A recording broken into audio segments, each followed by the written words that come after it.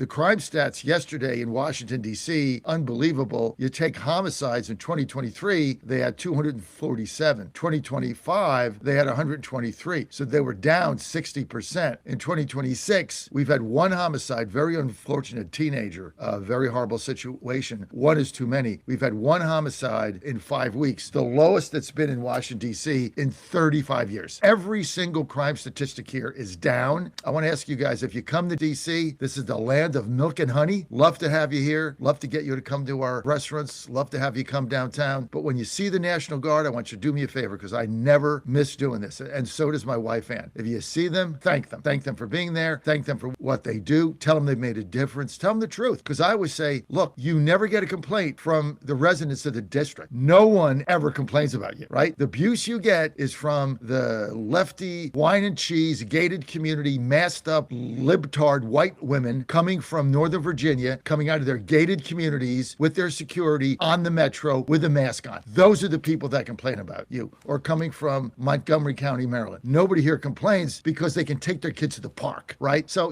stop the nonsense. What they've done here is an amazing job. Why other cities don't take the president up on what he's done in D.C. is incredible. All you got to do is look at this city and look at what he's done in a year. I mean, when we first got here in December, you could not go down the street. And he said that. In fact, I got to be honest with you. He said exactly my words about D.C. He said, you couldn't take your wife out to dinner. You couldn't ride the metro. You couldn't go out after dark. And if you're here, you understand how this has been revitalized and the safety and cleanliness metamorphosis. And it's the little things. Tell you the other thing I do. The Washington, D.C. cleanup crew, with the orange suits on with D.C., they're identified, they have badges. They're up cleaning up the trash every day, getting the garbage out of the streets. They were shoveling the snow. I mean, these guys are the best, and they take their job very seriously. So I have tremendous pride in my adopted city. I love it here, and President Trump has done a magnificent job.